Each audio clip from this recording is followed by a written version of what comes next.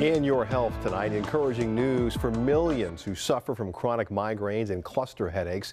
A study making headlines in Europe finds that chemicals in marijuana may offer relief to patients for whom no other treatment seems to work for long. And as you can imagine, the research is controversial, but a local migraine expert says it may be the most credible study he has seen yet. Our Joyce Evans has a look. Joyce.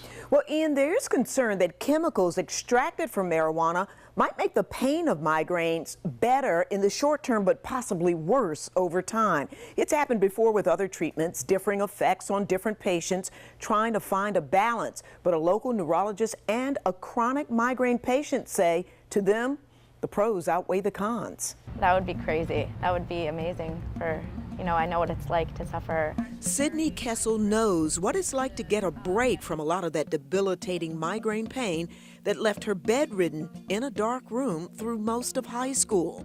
How do you feel? I'm weak and my head hurts. I waited a year and I was bedridden a whole year, and when is this getting better?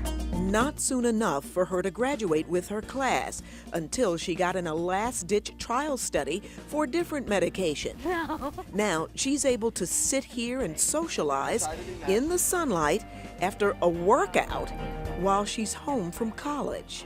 Got through year one. Sydney says if medical marijuana can spare somebody else her kind of misery, why not? If you're in so much pain as I once was, I was willing to try the most, obscure treatments for my migraines. I was just so desperate. I just wanted something to work. And this is a very reasonable option to look at. possibly fewer side effects? Possibly.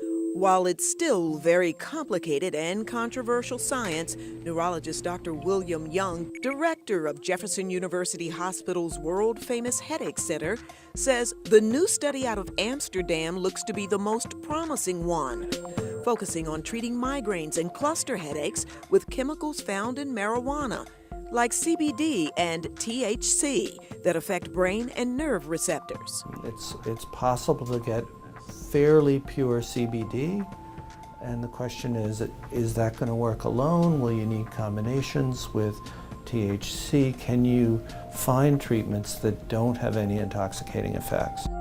And is it safe and effective long term? He says the U.S. is still years away from figuring out any of this. Until a few months ago, it would be a Class 1 felony for me to prescribe it. With all the treatments Sydney tried, it took years for her to be pain-free most of the time. Trust the process. I truly believe. Don't give up. Well, Sydney isn't giving up, and neither is Jefferson. The university just set up a whole center devoted to studying treatments using medical marijuana for all kinds of chronic illnesses. And they hope to be breaking ground on some new treatments, and really soon. Ian? All right, thank you, Joyce. Definitely something worth keeping an eye on.